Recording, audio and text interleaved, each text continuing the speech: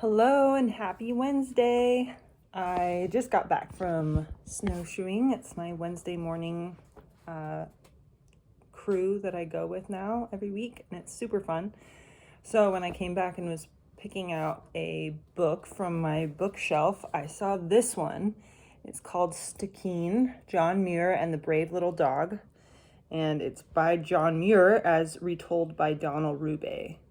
And it's a book that I've never read before. I believe I found it at a thrift store here in Alaska and thought that it would be a fun one to get. And so I thought it'd be a good one to read today because I was just outside in snowy Alaska with my dog, Susha.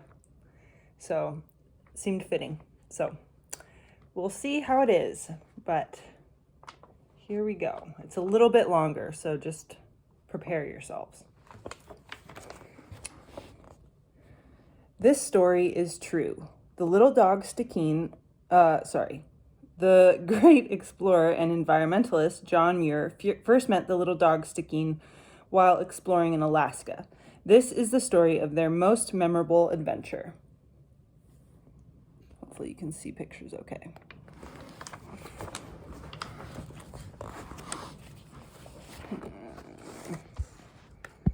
Still haven't found it good.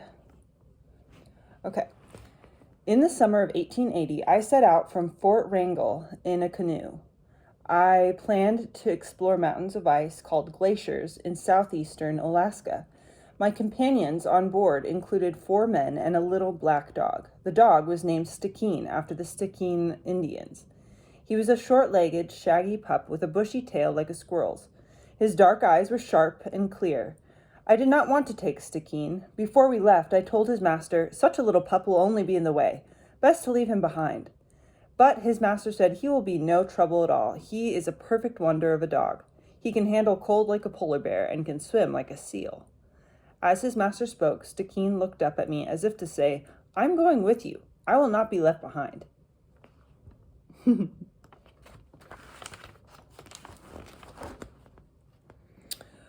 Our large and sturdy canoe floated down rivers and over waves, past islands and tall cliffs. From the start, Stickeen was a curious character, puzzling and independent. As we rode, Stickeen spent the days in lazy ease, often seeming to be in a deep sleep. Somehow, though, he always knew what was going on. If a duck or seal attracted our attention, for example, he would rest his chin on the edge of the canoe and calmly look out like a dreamy-eyed tourist. When we talked about making a landing, Stickeen would immediately jump up to see what sort of place we were approaching. Before we even reached the beach, he leaped overboard and swam ashore. Stickeen was always the first one out of the canoe. Stickeen was also always the last to get in. He could never be found when we were ready to continue our journey. He refused to come when we called. Yet he was watching us from some secret hiding place, for as soon as our canoe set out, he would come trotting down the beach, plunge into the water, and swim after us. He knew we would stop rowing and take him in. I did not understand Stickeen. He was as cold as a glacier. He rarely wagged his tail. He never asked for a hug or a pat on the head. When it was time to play or cuddle by the campfire, he would go off by himself, aloof and distant. "I don't have time to play or sit by the fire," he seemed to say. Yet if there were rivers to swim, mountains to climb, or icy snow to cross, he could act as strong and fierce as a mountain man. Once, our party crossed ice so rough and sharp, Stickeen's feet began to bleed. His every step was marked by blood, yet he trotted on without a whimper or cry. In spite of myself, I took pity on him. Though I knew he would not thank me, I made him 4 tiny moccasins out of my handkerchief. For some reason, Stickeen liked to follow me on my explorations. Whenever I left the camp alone, he was by my side. Yet he came as if to watch me with mysterious eyes rather than to share the journey as my friend. Early one morning, a storm began to blow. Everyone else in the camp was sleeping, but I hurried to explore the music and motion of the storm.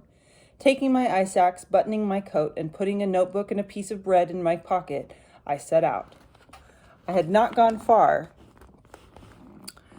when I saw Stickeen running through the snowy storm to join me. No, Stickeen, I shouted at him over the howling wind. What has got into your queer noodle now? This wild day has nothing for you. Go back to camp and keep warm. Again and again I ordered him back, but he would not leave. He simply stood in the wind, drenched and blinking, as if to say, Where you go, I will go. I could not shake him, no more than the earth can shake the moon, so I pushed on. Stickeen trotted at my heels. All day we climbed the snowy mountains and watched the storm. What a song this storm sang! How fresh the smell of the new snow and the cold, crisp air. When I had the chance, I drew pictures of the white mountains in my notebook. Stickeen stayed a little behind, watching me with secret, distant eyes. As we continued our journey, we headed towards a large mountain of ice called Taylor Glacier. The glacier rose before us, huge and forbidding, like a great evil creature guarding a place no man had ever gone. So pretty. Many miles we climbed to reach the top of the glacier. There we found a field of ice as thick as a mountain, stretching as far as eyes could see. Eagerly we began exploring. For a mile or two we found the ice quite safe. Soon, however, we met many long, deep cracks in the ice called crevasses, chasms so deep that no light had ever reached their depths. Death seemed to lie within these holes. Often we were forced to jump these crevasses in order to continue on our way. One crevasse was so wide that after leaping it, I tottered for several seconds before falling forward to safety. As I rested after this jump, I could not help but reflect on how near I had come to death. I had often felt that to meet one's fate on a noble mountain or in the heart of a crystal glacier would be a blessed end to an adventurous life. I was sure, too, that I had had happiness enough for a dozen lives. Nevertheless, even the best death, quick and clean, laying so openly before me, was not easy to face. In contrast, Stickeen appeared untroubled. Though the crevasses lay like bottomless holes before us, Stickeen showed neither caution nor curiosity, wonder nor fear. He sailed over each crevasse like a flying cloud, then trotted on as carelessly as if glaciers were his playground.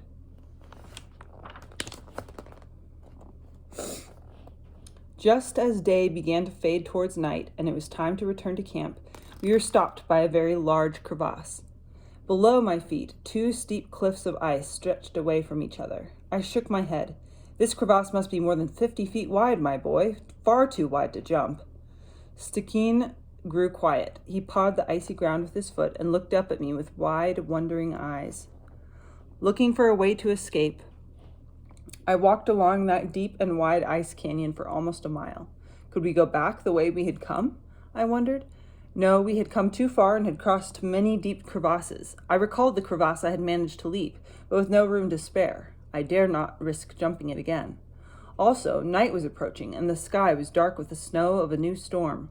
Beyond all this, we were wet to the skin and hungry. Were we trapped, marooned on an island of ice?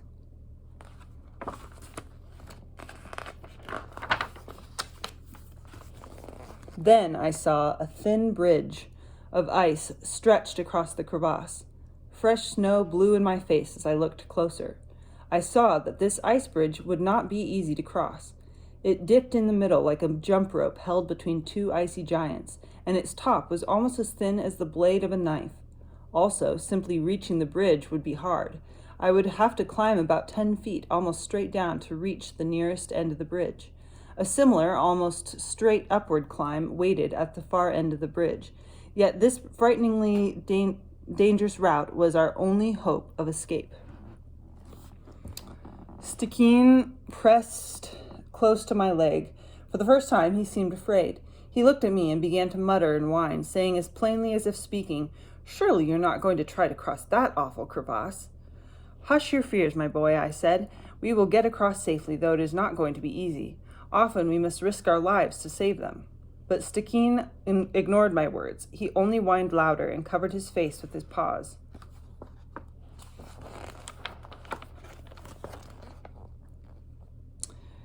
I took out my ice axe to chip steps into the side of the glacier, down to the ice bridge.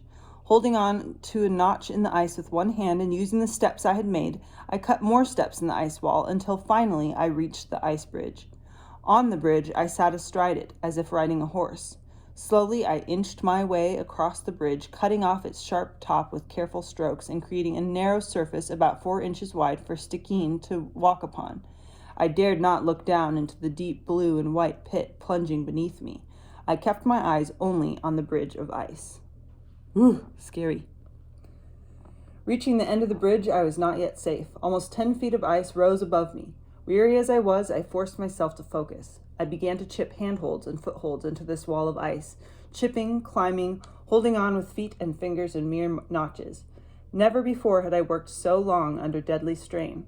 How I got up that cliff, I don't know. The thing seemed to have been done by somebody else. A power I could not see or understand had replaced my own small skill and strength.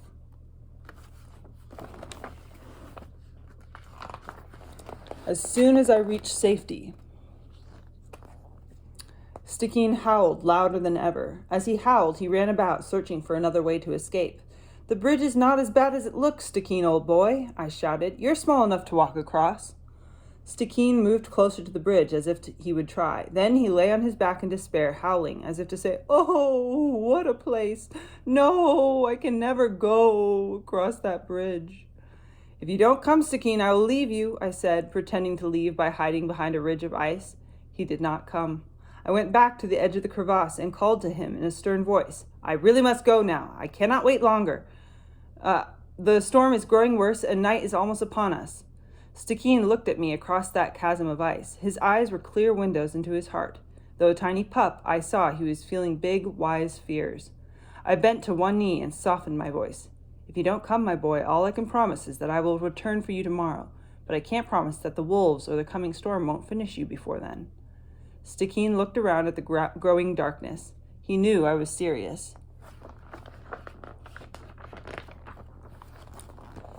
At last,